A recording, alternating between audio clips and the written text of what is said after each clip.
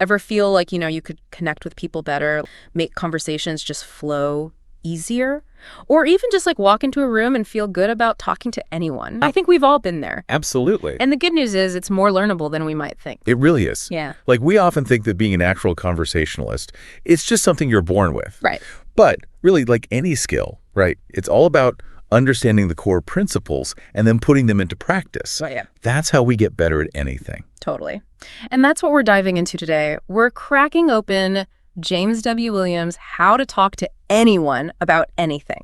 And this isn't just some fluffy self-help stuff. Yeah. This is like packed with practical techniques and smart insights into why we click with some people and not so much with others. Yeah, it gets into the psychology behind it all, which I think is really fascinating. Totally.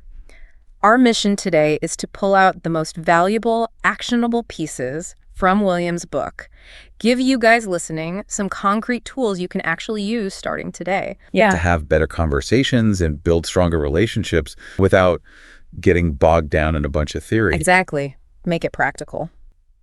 So let's get into it.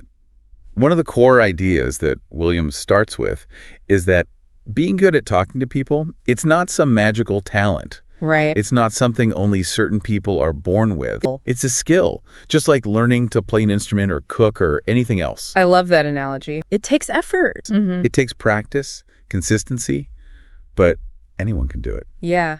And I think that's a really encouraging way to look at it. Absolutely. Takes the pressure off. It does. Like, you don't have to be this perfect, charismatic butterfly from day one. Exactly. It's a journey. It's about growth, like Yeah. anything else in personal development. You're constantly evolving. Exactly. So, key takeaway number 1, start seeing your conversations as practice. Opportunities. Opportunities. Not every chat has to be this flawless performance. It's about getting better over time. Now, beyond the how-tos, Williams also gets into the psychology of why these techniques actually work. He does. And understanding that psychology, it gives you such an edge, I think. Oh, yeah. It's like having that secret weapon. It is. So one concept he talks about is reciprocity. Yes. Now, I feel like I've heard that word before, but remind us what it means in this context. Sure. Reciprocity is basically this idea that how you act towards others often influences how they in turn act towards you. Like, if you show genuine interest in what someone is saying, they're way more likely to be interested in you and what you have to say. That makes sense. It's human nature. We tend to mirror the behavior we see in others. So if you're like checking your phone while someone's talking to you, Right. they're probably not going to be super engaged. Exactly. Oh. But if you're really listening, asking thoughtful questions, Yeah. showing that you care about what they're saying, it creates this positive loop. Oh, interesting. It's like that conversational golden rule. Treat others how you want to be treated. Exactly. So for our listeners, a huge takeaway here is focus on being genuinely interested in the other person. Absolutely. Ask yourself, Right. what can I learn from this person? I love that. Right. It shifts the whole dynamic. It takes the focus off of yourself. Totally. And speaking of focus, another psychological point Williams makes is about where our attention goes in social situations. Yes. He says a lot of our anxiety when we're talking to people, it comes from being way too focused on ourselves. So true. Worrying about what we're going to say, how we're coming across, if we're saying the right thing. Oh, that inner critic is loud. I could be so loud. But Williams suggests that if we can consciously shift our focus outward, Yes. towards the other person and what they're saying, Mm-hmm. it can actually reduce our anxiety. It's amazing how that works. When your attention is on them, you kind of forget about yourself a little bit. Right. You're not in your head as much. Totally. He compares it to being engrossed in a good book. Oh, I love that analogy. You're not thinking about yourself, you're just completely lost in the story. Exactly. You're present. So the action step here is before you even start talking to someone, make a conscious effort to direct your attention outward. Yep. Be present. Think about what you might want to learn from this person, what questions you could ask them. It makes such a difference. So we've talked about the psychology, we've talked about focus. Now let's tackle something that can be a real stumbling block for a lot of people. What's that? Social anxiety. Yes. Williams offers some really practical strategies for dealing with this, and I liked how he doesn't just say, get over it. Right. It's not that simple. It's not. He gives tangible steps you can take. One that really resonated with me was this idea of preparation, but without over-preparing. Yes. That's key. Explain that a little bit. So having a few conversation starters ready to go can boost your confidence. It's like having tools in your toolbox. Yeah. But you don't want to script the entire interaction. Right. That's where it gets awkward and unnatural. Right. It's finding that balance, because I guess the risk is if you're too rehearsed, you might come across as like insincere or robotic. Absolutely. It's about having ideas, not a rigid plan. So the takeaway here is maybe think of a couple open-ended questions related to things people generally talk about. Work, hobbies, current events. Keep it light.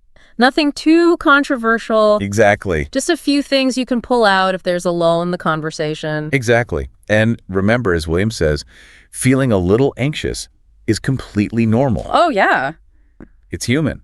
It can even be a good sign. How so? It means you care about connecting. Oh, interesting. So try to reframe that nervous energy. It's not a stop sign. Right. It's a little bit of fuel. Yeah. To be more present, more engaged. I like that. Okay, so we've covered psychology, handling nerves. Now let's get into the nitty-gritty of those first interactions. Yes. Small talk. Now, a lot of people dread small talk. They see it as this awkward filler time. But Williams actually makes a really compelling case for why it's so important. He does. It's crucial. It's that first step to building rapport, creating a comfortable space for deeper conversation later. It's like warming up before a workout. You don't just jump into the heavy lifting. Exactly. So, how do we master this art of small talk? Williams talks about something called the F-or-D method. Yes. Have you heard of this? I have. It's a classic. It's a good one. It's very simple, but effective. So, break it down for us. What does F-or-D stand for? 4D stands for family, occupation, recreation, and dreams. Okay. So it's basically 4 categories of topics you can bring up. Exactly. Easy to remember. Yeah. So for family, you could ask things like, do you have any siblings? How's your family doing? For occupation, maybe, what kind of work do you do? What's been keeping you busy at work lately? Are there any of these areas, though, that Williams suggests maybe are a little safer to start with, especially with people you don't know that well? Well, I think generally recreation can be a good go-to. It's usually positive. Yeah. It's a little less personal than family, maybe a little less potentially sensitive than occupation. Right. Dreams, while interesting, might be better saved for when you've built a bit more rapport. Okay. So sticking to lighter topics like hobbies and interests or general work talk can be good starting points. Got it. So for recreation, you could ask about hobbies. What do you like to do for fun? What do you do when you're not working? Exactly. And then dreams, that could be more about aspirations. Anything exciting coming up? Or what's on your bucket list? What's on your bucket list? So for you guys listening, next time you're feeling stuck in a social situation, remember F-or-E-D. It's your cheat sheet. It's a cheat sheet. It gives you these 4 avenues to explore. But just asking these questions isn't enough, right? No, it's not enough. It's about the follow-up. A follow-up is key. It's how you show you're truly listening and keep that conversation flowing. And a good follow-up, it goes beyond just a yes or no answer. Right. So if someone says they like to hike, instead of just saying, oh, cool, Right. you could ask, what's your favorite trail? Or what do you love about hiking? Exactly. Show you're really paying attention. And that you're curious. Yeah. So another big takeaway, after someone shares something, try to dig a little deeper. Yes. Tell me more about that. What got you into that? It shows you're present, you're engaged.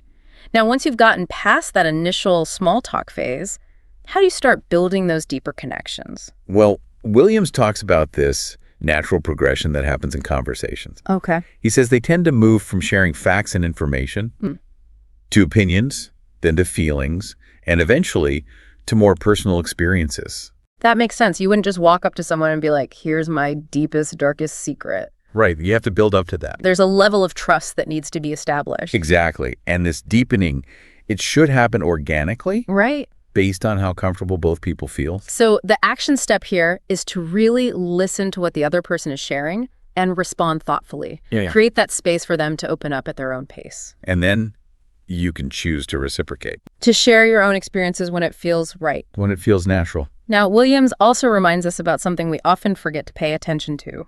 What's that? Nonverbal communication, body language. We all know it's important, but how can we be more attuned to it during conversations? Well, he stresses the importance of noticing those subtle cues. Okay. Things like eye contact, facial expressions, posture, tone of voice. So you're looking for signs of engagement, What? Are they making eye contact? Are they nodding along? Or are they fidgeting, looking away? Maybe signs of discomfort. And based on what we pick up, we should adjust our approach. Absolutely. So if someone seems uncomfortable, maybe shift the topic. Or give them some space. Yeah, if they're leaning in, eyes wide, you've struck a chord. Exactly. So another practical tip, make a conscious effort to pay attention to those nonverbal signals. They're telling you a lot more than words sometimes. They really are. It's like a whole other language. Finally, Williams touches on something that I think is a huge part of personal growth for so many people. What's that? Building real, lasting friendships, the deeper connections. And he makes the point that true friendships, they don't just happen overnight. No, they take time. They require effort, consistency. Reaching out, making time for each other. Sharing experiences, being there for each other through thick and thin. It's about that mutual support, knowing someone has your back. So it really comes down to investing your time and emotional energy. It does. Relationships are an investment. So think about someone in your life you'd like to connect with more deeply. Yeah. What's one small but consistent action you could take? It could be a simple text, a phone call, inviting them to do something together. It's those little things that add up over time. They do. So to recap some of these big takeaways for you guys, remember, genuine curiosity is a superpower. It is. When you're truly interested in the other person, it shines through. And being a good listener. Oh, that's huge. It's essential. Really hearing what someone's saying, not just waiting for your turn to talk. That's so important. And the best part is, these are all skills you can develop. Absolutely. Every conversation is a chance to learn and connect better. That's what makes it so exciting. It is. All right, that wraps up our deep dive into the art of conversation. Consider this. What if you just focused on one of these techniques in your very next conversation? How might it shift the dynamic? How might it deepen the connection? It's something to think about. Thanks for joining us for this deep dive. Yeah, thanks for listening, everyone. Stay tuned for the next one, and if you found this helpful, and subscribe. It really helps the channel. See you next time.